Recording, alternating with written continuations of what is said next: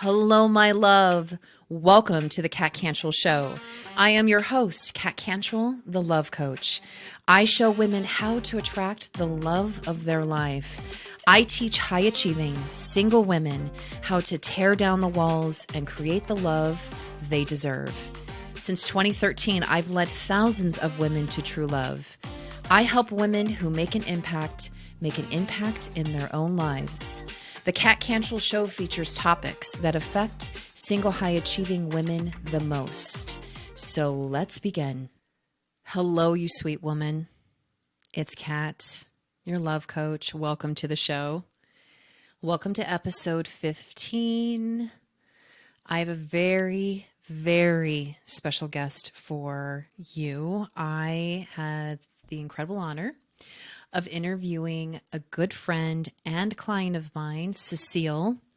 Cécile is from France, and she lived in the United States here in Iowa for 2 years. And in those 2 years, I had the amazing opportunity of dancing with her, having her come into the studio. She became a student first, and she was a coaching client, and watching this woman who had never lived in the United States before just take a chance and take the risk and be vulnerable, stepping outside of the box, coming and living in a country where English is clearly your second language, and believing enough in herself to move somewhere. And not just temporarily, but for 2 years. And the story goes that she approached me when I was conducting a fitness class outside. She came up to me and she said that she was interested in coming to my dance studio. And I said, absolutely. And from the moment she walked in, she has this magnetism about her. She's this just incredible energy that you want to be around. She just makes you feel good when you're around her. And I admire and love her so much. So when I was thinking about you, the listener, and what type of women that I want to bring into your life, Cécile was top of mind because she is this single, high-achieving professional woman who decided to leave her comfortable home of France and come and live the United States on her own for 2 years. And you're going to listen as I conducted the interview, you're going to hear about, because she took these risks on herself and believed enough in herself, that the 2 years that she lived here, she learned so much or confirmed so much within her that when she moved back home, that her perspective on life has completely changed. And I think there's a lot of women out there that maybe an opportunity has crossed your path to where you have said no because of fear, because fear can be paralyzing. But I wanted to bring Cécile into your hearts and into your ears to inspire and motivate you for when you have that opportunity that crosses your path, instead of you saying no, that you finally will say yes. So I'm super excited to bring Cécile to the Kat Cantrill Show. Well, hello, Cécile. Welcome to the show. I'm so excited to have you here. Yeah, me too. Hello. Hello, hello. Hi. Welcome, Cécile. I'm so excited. I'm so good to see you. I'm so good to see you too. Cécile and I caught up last week, and I was like, hey, do you think that you want to be a part of the show? Because she has such an incredible story to tell, and she's graciously offered her time. So I'm so glad to see her. So Cécile, if you ladies have been listening, you notice that Cécile has a little bit of an accent. So we're just going to start. Are you ready? Yeah. Okay, good. So why don't you tell our listeners, our women in our communities, a little bit about you? Okay, so I'm Cécile. I'm French living in France. I'm 37 years old. And I am a financial analyst as a day-to-day work, living. Yes. Yes. And where exactly in France are you living? Where do you live? Toulouse. How far is it from Paris? It would be driving. It would be about a 8 hour driving. It's pretty Eight far hour from Paris. driving. If you count like from top to bottom from France, it will be a 12-hour drive. Okay. So Toulouse Paris, it's an 8 hour drive. So it's pretty far apart if you took a France map. So one of the reasons why I wanted to have Cécile as a part of the show is because she does have an incredible story to tell. Cécile came into my life through my dance studio here in Cedar Rapids, Iowa, and Cécile is a extremely successful professional single woman who has a great story to tell. So Cécile, let's talk about how we were able to connect with one another from across the pond, they say. Yeah. And let's talk about your journey working in France and what was the decisions, what was your thought process, what brought you to the United States and ultimately into my studio? So I'm working for a company that has headquarters in Cedar Rapids, Iowa. And I was working for this company for roughly about 4 years and 4 years and a half. At that point in time in my life, it's been 3 years that I was in the same position, and I wasn't happy about what was going on in my life. I didn't like myself. I wasn't able to see any quality in my life anymore. I loved self-esteem and self love, and I wasn't really in a good place in my life, and was reflecting on my job as well at that time. I was managing a team, and that team was pretty hard to work with, and so it was really affecting me day to day because I couldn't find really a happy place in my life. So but I love the company I'm working for, always have, and still to this day. So, and I kind of went to see the people I'm working for in France and tell them, well, so here are the things. I'm not happy anymore with what my day to day is, and I'm kind of, so I know the job and I want to go for my next challenge because I think I need to move on to something else. If you have opportunities, great. If you don't, I'm gonna look for elsewhere. My mentor at that time came to the idea and say, "Have you ever think about going to the US and move there for a period of time?" And I was like, no, I never think about that. Why would you want to send like an accountant and a financial person? They have accountant person and they have financial person on the other side of the Atlantic that works very well in their own languages. So why would you want to send me there? And then she had this experience herself, and other people in the company in France has this experience as well. And what they say was that it really works well when we come back in France because we know people, we work there, we know how people worked, and we were able to influence this when we come back. And as much as being able to grab the way of working in France and being able to transfer that to the US and say, okay, you have to understand that this is the way of working here, and our customers are working this way, and so this is why blah blah blah. So, and suddenly it didn't occur to me that they would see me with a value that would make them want me to go there and invest on me to do that, because it costs a lot of money to the company, right, to do that kind of thing.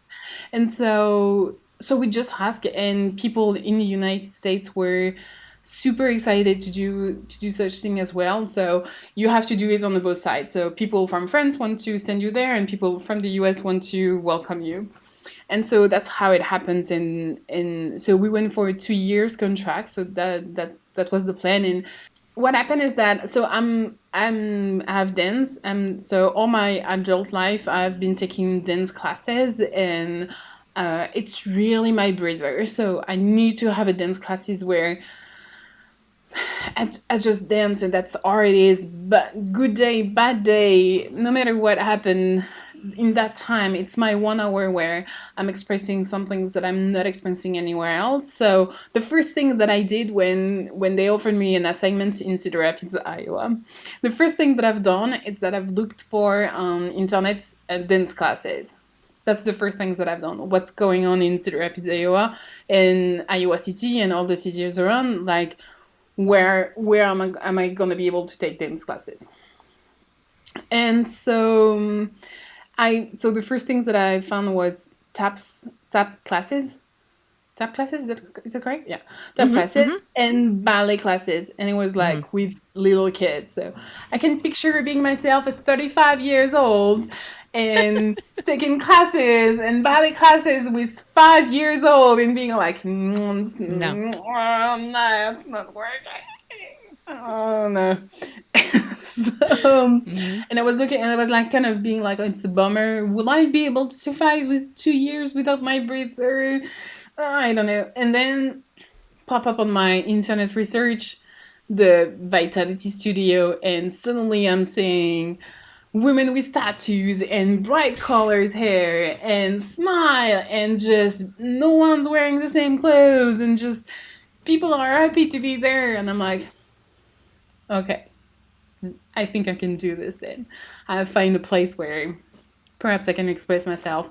And burlesque was something I wanted to do for a long time. And so before I left Toulouse, I didn't find any burlesque classes in Toulouse. So that was actually a discipline, a kind of dance that I wanted to do for a long time. So sign up, and here I am packing up everything and moving to the US and arriving to Cedar Rapids, Iowa. What was it like initially? Because yes, you did move to Cedar Rapids, and she did start coming and take classes at the studio, and so we all, of course, quickly fell in love with Cécile, because understandably so. But what was it like for you as a single woman to leave your family, to, especially with a 2-year contract? This isn't something where you're just doing it for, 3 months or 6 months. This was a 2-year commitment. How was it like to, what were your feelings and thoughts as you left France and came to the United States? They were like multiple, and like in the same day I could be like up and down and up and down and like, this is the greatest idea, and then 5 seconds later being like, it's the worst idea I ever had. Yeah, kind of deal for sure. So leaving my family was one of the hard things, because I'm very close from my brother, my parents, my cousins, and but in the meantime, it really felt like something I have to do for me, and kind of prove to myself that I was able to accomplish things in my life, and kind of conquer things. Not saying I conquered the United States, but just over myself, and kind of, I was 33 years old. I have traveled a bit at a time, but like in countries, and I've done stuff in my life, but I haven't done something that really, um, I don't want to say this. I felt kind of flat. That's how I felt, kind of. I didn't have anyone in my life. I didn't have anyone for a long time at the time. Like I said, I was feeling really low, very low self-esteem, and I think it's always kind of a balance in life, and most of the time you're very afraid of doing something, and then suddenly the willing of doing it kind of beat the being afraid of it, and so that's what broke the things with me. Like, I'm really afraid of letting go, moving to another country, afraid of fail, because and there were results expected from me by moving in the US professionally, but also from me being able to create another social life in the US, and being able to create a living in the US outside of my bubble and my all the things that I knew forever. And so I was very afraid of failing. But at some point, I kind of felt very reassuring that I knew it was for 2 years, and no matter what, at the end of the 2 years, I was going back home. And so even though even if I would have failed, I would have gone home, and I had that safety feeling.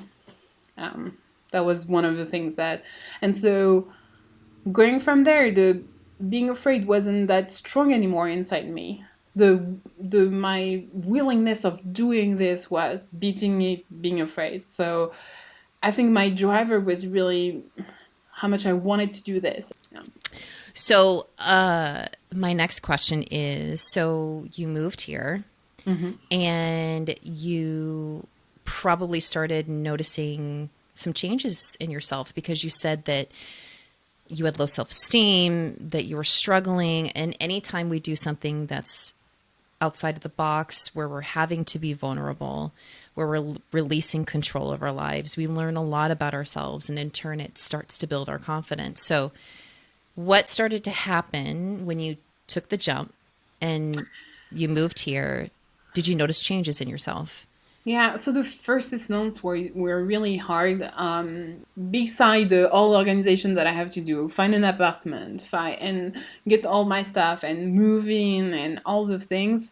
The way of working was really different. And as soon as I arrived, kind of like people was like, "Wait, this is where you work. Bye." And I'm like, "Wait, no one, no one, tell me what I'm."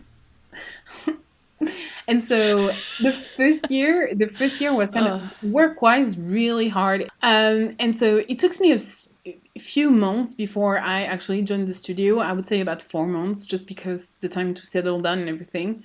I remember that I went to New Bow, and you were having Zumba classes on open air, Outside. something like that. Yes. Yeah, and I came to talk to you after, You and it was like did.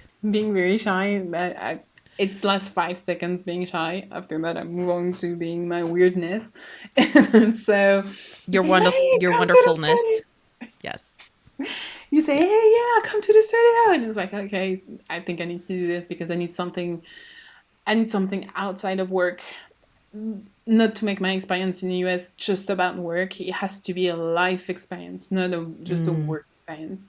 And as soon as I enrolled to the studio, everything kind of balanced because I had an anchor in my life that was something else that is not tied to my daily job or my company or the reasons why they pay me to come in the US. And suddenly it was life again.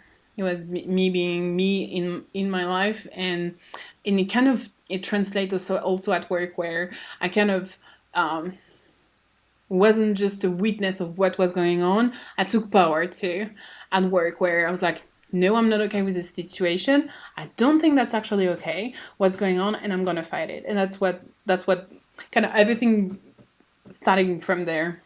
The very first retreat that I did was to Paris, and Cecile was Cecile was my guide, and there is a definite difference between the French and the Americans. And I think that I'm just going to call it out because in America we talk about the French and how rude they are. They really aren't. They Cecile. I think that the French have misunderstandings about the Americans, and the Americans have misunderstandings about the French. Yeah. So Yeah. I'll just cultural differences. And I think that that's one of you don't know that until you actually go and see it for yourself, just like you were talking about but you would never see that if you didn't take the chance and if you didn't come here and you're able to open your eyes up even more and learn more about you, right? Which brings me, I think that it's important to stress the importance of the balance between your life and your work life. I think that a lot of single professional women are so wrapped up in their jobs and in their careers, understandably so. But I think you bring up a really good point, Cecile, talking about the importance of being able to have that balance and how it created sanity in your life and not to have work completely take over your day-to-day life. I think that's one of the perhaps the biggest cultural difference that exists between France and in the US. Sorry, cat's passing by. Yes. Your cat just walked by the screen. Yeah. Yes. And so in France, we have a saying that say, we work to live, Mm. And we say that the Americans live to work. Mm. So, and I think that's one of the, like, very deep inside of me is that saying that say work is a part of my life, and it's like kind of a this square in the middle, but everything around it, it's also who am I. I'm not only defined by who am I at work. I am also an entire person's my view of the world, the persons that are in my life, the place I've been, the what I'm doing outside of work. It's a whole, and everything matter. And so yeah, to me, it's really fundamental for me that I am a whole, and work is a part of it, but it's not everything. And that being said, as this is one of my value, I had to apply this in my life, and I think by living in the US and being relocated from work with work, it was really a defined moment, like a really strong moment in my life in the US when I decided to not be only work, and I will be just myself. Yeah. Did you just, this is not a planned question, but this kind of leads me to something, a question, like an observation on your part, as far Mm-hmm. as being the single woman who had a life outside of herself. Did you find that you were in that kind of culture environment? I mean, in the environment in the US versus France, did you find that you were different than the other women, or did you find that you were an inspiration to other American women to where they could seek out interests in their lives and that work didn't determine to them what their identity was? I would say it's very depending on whom I've met along my path for those 2 years. Mm-hmm. But for sure, it was really weird for me being a 33 years old woman and single, never been married, without children. In France, we don't get married as easily as in the US. Right. If we took the percentage ratio, we rarely get married. Many people of my generation have kids and they are together for many, many, many years, but not married. And Mm-hmm. so I'm just not, yeah. And so that was kind of weird when I'm doing the comparison and being in a room with 22 years old persons and 40, and all of them were married or have Mm. been married at a point of time in their life, and I'm just not. And at first I was kind of overthinking it, like, what Mm. are they thinking of me? Do I think I'm a Mm. weirdo? Do I think I'm a failure because I'm not married, or Oh I'm not goodness, living up right. to being married and have children and being blah blah blah blah blah blah. And most likely some people have judged me this way because they don't know anything else, and I think it's okay when you don't know anything else because you just don't know. Um, but in the meantime, it really gave me an opportunities to kind of talk to the outsider, and having like this close, and they were able to come to me and talk to me about things and makes me see their view of the world in the US, and make me a grasp on those things where no one were kind of paying attention to them because they're outsider. Still this cliche of the not cool kid from high school still going on in the workplace. But in the meantime, Yes. today they are part of the person that I'm the closest to in my life, because we've been through something together, and this is something that the people that are not willing to open their mind will never know. And at the end, I'm kind of felt sorry for them. They are Yeah. missing something. I'm not missing them in my life. I Right. just don't care if they're judging me. Good. Yeah. Oh, okay. So I love this. Okay. So this is totally going in a different direction than I Sorry. anticipated. No, this is exactly. I love this. Okay. So can we talk about the judgment, because that's something that I've had women talk to me a lot about. I'm just going to back up just a second. So you moved here to the Midwest, which family values, women still get married really young, just like what you were talking about. Hmm. And moving to the Midwest, being this beautiful, successful businesswoman from France, and talking and inspiring these other women, and then yet having the perspective that if other people are judging you, it doesn't matter.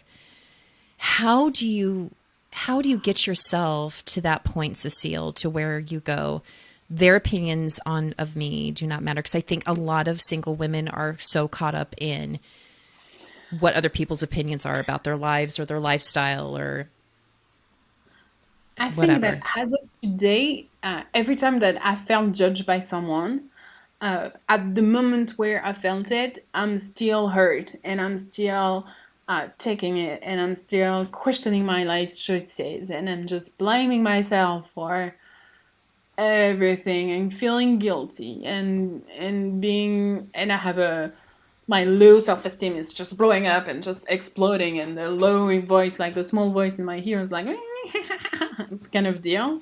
Um, that's for sure at the time it is, but then afterwards I reflect on it and I'm just realizing that this person is judging me based on his value and it's just not mine and I'm and perhaps I'm judging the person based on my value without really realizing it because whatever reason they're outside of my way of thinking, but yet they have a place in society just as much as mine, Mm-hmm. and and usually it's come afterwards, and I'm making my peace with it because I won't change them. I can't have anything to do with them, but for sure, what I strongly believe is that if I change for them to match their way of thinking, the day after I'll meet someone that will judge me for something else, and that's perhaps completely contradictory with what this person is judging me for. And I just can't live my life fulfilling expectation of everybody around me. I have to find within me who is me and who I'm okay to be with. For example, I'm super sensitive, always have been, um, and always will. That's just who I am. And sometime in the US, I face the things where, especially in a work environment, bringing emotion to the table could be Oh, like a I know, go, absolutely. And right. I felt judged for this, but in the Mm, meantime, uh, I'm a good professional. And despite what you think about emotion, I can feel emotion and being a very good professional. So, to my point of view, at the end of the day, I have something more they don't, and I'm feeling sorry for themselves because my brain is actually being able to feel emotion really strongly, but also being able to provide work and very good work. And it doesn't have to be one and another. It could be both, and that's okay. And it's not up to me to change to make them feel more comfortable. I right. just have to be myself because that's the best way of um, being able to sleep at night. I just, Mm. yeah. You bring up a really good point where, and this is probably a completely different episode, and maybe I can have you back to talk about this subject and not the subject that we were going to talk. There's so many things we could talk about, Cécile, We can talk truly. about for days if we I know know. that. Yes, I know. But women afraid of being women in the workplace, like afraid to show, Yeah. be authentically themselves. And I know that I am also a very highly emotional woman, and I used to hide it for the longest time, thinking that people wouldn't take me seriously, or that people would consider me just like the judging. And I think the more you walk into your authentic self and are more just you, mm-hmm. being you, you'll find, just like you said, it's so much easier to go to bed at night knowing that you're being true to who you are. Like, that's, you have to answer to yourself every night, not to these other people, not to these people that are judging you. You answer to yourself. And if you're hiding these qualities about you in fear of judgment, you're just denying yourself joy. And I mean, sometimes I feel like it's kind of for my emotion, it's kind of like I'm a vase, right? And I'm full up with my emotions, and it's just a flow. Like you're just like putting water into another recipient and then putting it into another recipient. If I stay stuck all day in my recipient, at the end of the day, it doesn't smell good and it's just gonna explode. And it's just, and I'm a human being. We all have emotions and we are all working through our emotions differently, and that's Right. okay. And there are people that, and so when I came back to France, so one of the things that I have done is that I also worked a lot on discrimination and what's the sexism specifically, and how and why we say women are very much more emotional than men, and so on, and etc., and why we are feeling more emotion than they do, which is not true. We are just not, Right. we've been taught to explain our emotion and to talk about our emotions, where we tell men to never spoke about it. And so Right. that's what's happened after in my life. So now I'm working with a whole business team. So I'm working Oh with my mostly gosh. male. Yeah, and I'm their financial analyst. So I'm kind of like the woman with the financial person with the glasses and doing the computer things for the business guy with the, yeah. And I'm coming on the table with all my emotion, and sometimes I'm down and sometimes I'm very smiley, and that's just who I am, and it's okay. And one day, one of my male coworker just expressed that the fact that he was not feeling okay for some reason, and it was kind of the way some men are doing it, like half joke, half truth, and Mm. bad things. And another male coworker in a room kind of picking on him and kind of saying these things where he was like mocking him because he's not a real dude. And I'm like, okay, it's just stop right there. We're just gonna stop the conversation. I'm not okay with what's going on here. This is toxic masculinity. You know that most of suicide are committed by men because they are unable to express their emotion. This is a killing men every day, and way more than women. And I'm not okay with this in my room. This is never happening again. End of the conversation. Everybody's shutting down, and I'm expressing myself, and I'm looking around in the room, and one of two of my coworkers are wet eyes, and I'm like, well, I've had some nerves there, and this is what I'm doing every day.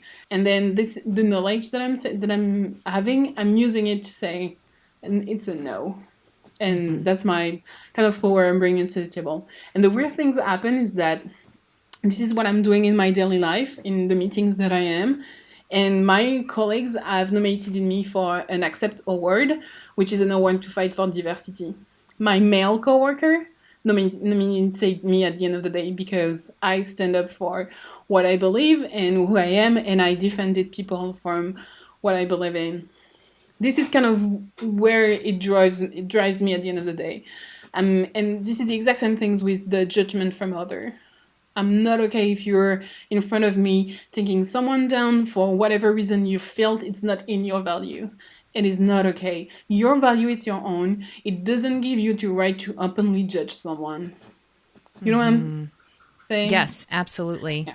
This is incredible, Cecile. So, because of you paying attention to you, being true to who you are, not afraid to show this part of yourself in the workplace, even in America, has ultimately allowed you to now be in this new position. You have created this environment. You went back to France, and you, because you've allowed yourself to be you, you're now giving other people, not just women, people, to give them permission to also be themselves. And that is Yeah. very powerful, very powerful. In a safe environment, also in the Right. workplace, without being judged. That's, yeah. Do you think that you moving to the United States for those 2 years, do you think that you would be who you are now? Oh, absolutely not, for sure. I would never have been who I am. Just part of this conversation where I was explaining the things with my coworker now in France.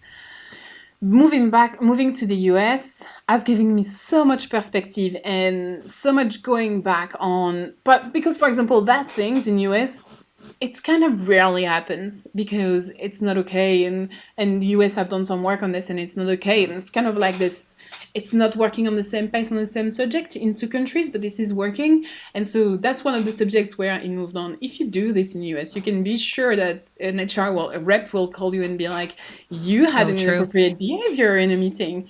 Let's talk about this. Let's follow some training and correct that attitude. It's not okay.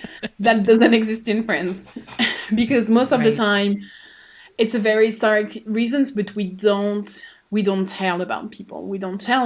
I will never have called the HR and tell them. But that person in the room, I kind of me living in the US and seeing no one acting this way in a workplace.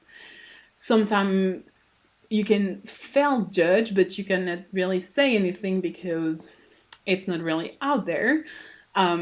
But yet the work environment, you can just shut your ears down and say, you're not expressing it, so I'm the professional, and here's it's gonna be. And then it kind of opened a breather for me, like giving me a space that I didn't have before. Suddenly, I'm allowed to express myself this wild weather than before. I was restraining there, and I never realized it because that's always the environment I was in. Oh, sure. And suddenly I have all this space, and I'm like, wait, I'm going back to France. I'm taking my space with me. I'm not giving back the space again. I'm keeping it with me. It's gonna be mine. And then I'm arriving to the table, and those behavior are still there. They were there 2 years ago. They're still there, and I'm like, I'm gonna speak up. And one day, perhaps I'll be fired over it, or I'll have issues. But at least at the end of the day, I won't be sleeping on my ears. I will not be afraid to have those hard conversations. It's not okay to let go. And suddenly, I had people in my life today coming back to me and say, "I didn't realize that when I was in a small box, and now you kind of let me see that I can live in a larger box than I was before." And I think for me, that's really key to, and by living in the US, I took a big perspective on this by being like, when I'm coming back to France, I'm not going back in those things. I'm not going back to the things. And this has to change in my life, and I'm just not going back in this. So for sure, those 2 years in my life, all the experience that I have with you in studio, me growing up inside as a person, and all the work we've done together to rebuild my self-esteem and all those things, but also being very far from my country for 2 years, make me realize the contrast that it is, and it doesn't have to be. So doesn't have to be. Cécile, you are such an inspiration. It's such an honor to have you on the show. I know it kind of went in a different direction, but I think that you're such an inspiration that hopefully women that listen to this will, if they've been on the fence about doing something outrageous or outside of the box, or if they've been given an opportunity to where they can't imagine themselves doing it, that they can come back and listen to this episode knowing that they're not alone, that women are making these big strides by themselves. I think women like to think that they have to have somebody by their sides, and I think it's the opposite. I think that one of the advice that I tell my children is, please live your life now before life happens to you. Like seize every opportunity that comes your way, and don't live your life for somebody else. Just live it for yourself. Don't be the audience in your life. Be the movie in your life. Don't be the one just watching it and just watching all the events coming to you. Be the one that is doing the event and living the event and living your life. That's so much. That's everything. Yes. Don't be the audience. Be the movie. There we go. There's the title. There's the title of the episode. Well, thank you, Cécile. I'm giving you a huge digital hug. Thank you for listening to me. All right, Cécile. Well, we'll talk soon. Thank you for being here. Yeah. Thank you for having me. Isn't she amazing? Oh, Cécile, thank you from the bottom of my heart for being a part of the show. I know that your message, I love it so much. Be the main character of your movie, of your own movie. Don't be the audience. Don't be sitting there on the couch waiting for life to happen. Don't think that someone's just going to walk in and change everything for you. It's up to you to live your best life, to seize every opportunity, even if it means moving across the world, right? Seizing that opportunity, going after those new experiences in life. And Cécile is a walking testimonial to what kind of change can happen to your life when you are able to walk through that fear. Thank you so much, Cécile. Now, my love, my free virtual workshop is coming up May 14th, 5:30 p.m. Central Standard Time. I am going to give a free virtual workshop on how to attract true love into your life. Absolutely free.